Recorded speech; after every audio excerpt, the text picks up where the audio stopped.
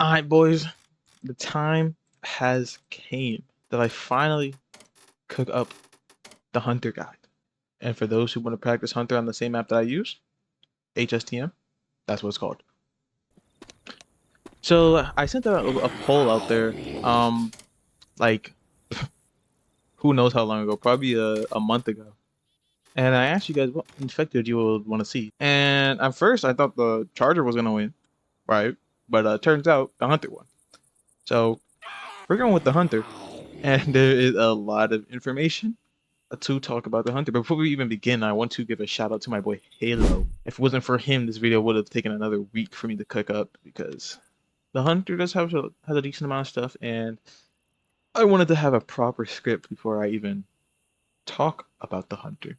But just like everything I like to do, every infected, right? No matter how complicated, no matter how not complicated, with especially with affected like this one, which is very complicated.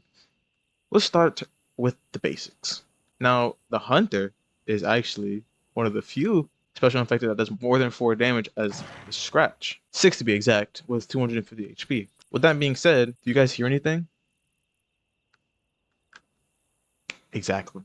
You guys hear nothing. The Hunter is actually the only infected that could be spawned and make no noise, essentially, unless you scratch and crouch and stuff. But until you crouch, you make no noise. Which means that if a survivor is low enough HP, you could just low-key just run up to them, give them a nice little back scratch. Oh, what the fuck? Give them a nice little back scratch. And then, boom. Like, they died. They died and we don't even know what happened. They didn't hear you, they couldn't see you, nothing, boom, they died. Now, if you guys notice, I had a little bar fill up when I crouch. This is how you attack with Hunter. Now, I see a lot of new players mess this up a lot. Like, they will play Hunter, they'll come up to you and, like, spam left click and then they don't get nothing and they start scratching you and they just die instantaneously. You have to crouch, okay? You have to crouch to do your little pounces. So now that we got the basics out of the way, I think we should be talking about first. I feel like we should talk about damage pounces. So if you don't know, if you are the higher you are as survivor, the more damage you do. Okay. Hopefully I got some gameplay on the top right to show. But essentially, if I was up here and I pounced and I hit the survivor, I would hit him for probably 24 damage, 25 damage right there, with 25 damage being the highest damage you'd get. I think everybody knows that, right? Now, what people most likely don't know is that you could wall kick as the infected also. So what this allows you to do is it allows you to actually be able to get higher damage pounces than you typically would be able to get sometimes there's some situations where you wouldn't want to go for this, or some situations where you would want to go for this, but let's just ignore optimization for the rest of this video, guys, and let's just talk about the techniques that the Hunter has. Okay, I'm not going to talk about any what if situations. I'm only going to tell you the options that you have for this infected, because there's a lot of options, there's a lot of things going on with this infected, and you could play either very stealthily and montagey, or you play it for wins and taking your montagey moments into account to when you should actually be using them. So if we do this, for example, right, let's say this was a survivor, we jump them, right? We don't get damage. We don't get a damage pouch. We only get 1 damage pouch, which is the lowest that you could get, by the way. Every time that you hunt somebody, you do 1 damage, right? It's the only infected in the game that does 1 damage. So if you see someone with 1 damage, it's because they pounced somebody, but that's all they did was just pounce them real quick. So if we did that type of pounce straightforward, it'll only do 1 damage. But let's say we spawned here and we did this and then this, we would now get a couple more damage, because not only is the game calculating our length, right, for how much our pounce should be, it's also counting the verticality and the extra range that we gain from turning around and jumping on the wall. Also counts that and verticality, allowing us to do more damage. Now, wall kicking is a very, very complex and it's very situational, everything, right?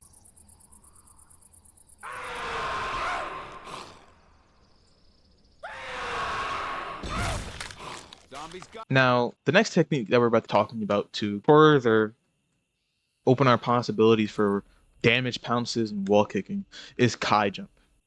Now, Kai jumps are used to mainly close the gap, but also to extend your hunt so you have more range. Okay, so for example, let's say this pole was a survivor, right? There was a survivor right here, and I am all the way over here. if I just do a simple wall kick towards him, yes, it's gonna do a lot of damage, but it's gonna be very simple. It's not really, it's very straight to the point. And that's not why we play Hunter. We play Hunter for montages, right?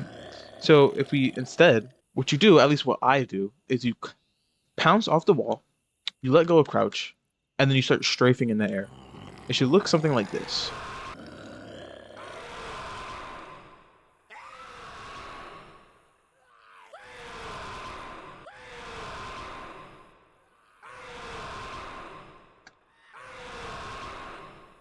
And that's basically what it is, okay? I don't do it often, so you know. Oh, I go third person. Now I don't do that often, but you get the point, okay? It allows you to continue hugging the same wall that you're walking off of, and that will allow you to get more damage. So instead of going like boop and then boop straight to the survivor, right? I will do boop, go all the way over here, which is adding onto our damage, and then we jump down and land on them. So then we get like about a couple more damage, probably like 5 or 10 more damage, which is still a lot, and you look cool while doing it. After all that, you're like, okay, there's no way, there's probably nothing left that we could talk about for clip wise for the hunter, because you have your you have your wall kicks, you have your Kai jumps, right? For Kai Sanat, feel me? That I suck at, by the way. Right. You also have vertical jumps, and this is what you use to. This is usually what you see at the beginning of clips when they start going all the way up to the ceiling or to the building. This is what you see them use, and this right here is gonna be the foundation essentially of all your hunter pounces for high damage pounces. This is gonna be your setup thing. It's gonna be the thing that sets you up. It's gonna be the thing that this would be the thing that you always are using essentially if you want to play hunter and get some nasty clips, right? And HCSM really makes it easy to understand this. It says to aim at this X, right? And as you can see, nothing really happened. But if I aim at X while holding S, as you can see, I'm going all the way up. Guys, I'm telling you, if you want to learn Hunter, play this map. This map has so much stuff that I don't even think I'm going to be able to explain. Put your back towards the wall, crouch, look at a little bit of an angle, jump while you're holding S, miss it the first time, you don't aim a little bit down, miss it the second time, aim it down a little more, right? Then boom, you're hitting it, boom. Very simple, very easy.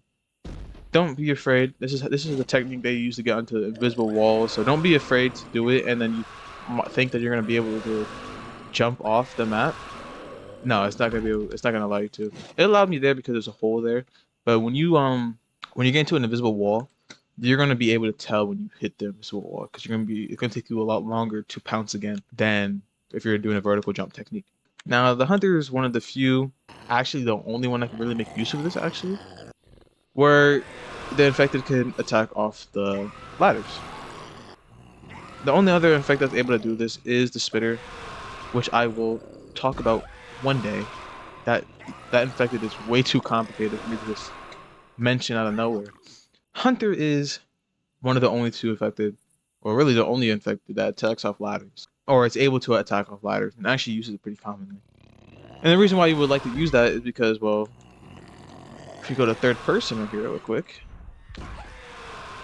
as you can see, the hunter has a set animation when he's in the middle of the air, essentially, right? Very open, very easy. As you can see, very easy to ski. But if you come over here, now he's on the ladder.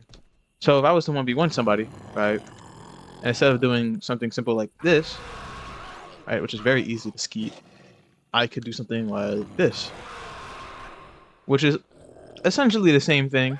But if someone isn't expecting it or isn't trained to anticipate something like that, right, off reaction, they're gonna get super confused. Especially if you delay it. Like let's say the Nick was right in front of me, essentially, and I did this. And then let's say I just did this instead of just jumping straight towards him, I did this. Bro is gonna be confused. He is gonna be confuzzled. Now you're gonna have those people who are just lucky and just skeet you. But for the most part, wall kicking off ladders is pretty good. Not gonna lie. The average player is not gonna expect that. Since we're in third person, actually, let's talk about another thing that Hunter has, because Hunter just has never-ending information. Okay, now this is another reason why you should probably go into the HTSM training map to understand these animations. But as you can see, Hunter has a very simple animation, right? We already talked about that. Now, if you also notice, when you do short pounces, your animation kind of ends abruptly. And what we could do with this information is someone is trying to skeet us, right? Trying to kill us. We could always just, instead of jumping straight towards them and making their life really easy, we could just, boop, boop, boop, you know, do some like short hopping thing, which really fucks people up because not only is this really hard to skeet, it's just kind of hard to shove because who's expecting the hunter to just teleport right in front of them essentially? Look at this, ready? Oop, teleported. Now, another thing I want to talk about that people sometimes don't understand is you can scratch the door, right? But the hunter can actually jump through the door. So rather than taking, I think, like 3 scratches to break a door in pubs, you could break it in 2, which is very, very useful, by the way. Being able to break doors fast, very useful. Last thing, the second last thing that we're going to talk about is, look at me, I'm already putting it over there. But if you guys notice, the hunter goes through an animation, this unique animation, that is faster. Now, what you need to do is, this is why it's kind of inconsistent, right? But you need to look at the right of the person that is getting saved. Okay. So essentially, you want to do this. You want to look away from the shove. I forgot to put in the video that scratching as you're crouching makes you it cuts out your roundness. Okay? Right, here's without the scratch, and here's with the scratch. You can hear you hear it has nothing. You hear it has nothing. Right. So instead of the survivors being able to hear all of this, right? All this survivors are able to do is react off this, and that is that is a huge difference. Also, just scratch before you pounce every time, right? Because look at this, look at this. The only thing you hear is me screaming. You don't hear the. You just hear the screaming. So, and also it moves your head around and you hit with your head. Depending how like late you do it too, right? Like, if I do it quickly, my hands are spread out like I'm Jesus. If I do it late, I look like I'm trying to dab in 2018 or some shit. Like, just scratch before you hunt every single time. Trust me. 6 damage randomly spawns, and yes, it's good. Continue with the video, me from earlier ago. Alright, guys, but that's like the end of the video. And, before anybody asks me, why don't you talk about Hunter Spitter? Well, there you go.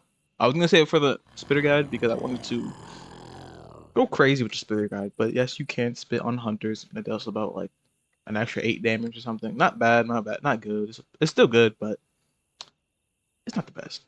I'll go into detail about that on the Spitter guide though. But spitting on Hunters is pretty good, but spitting on Chargers is better.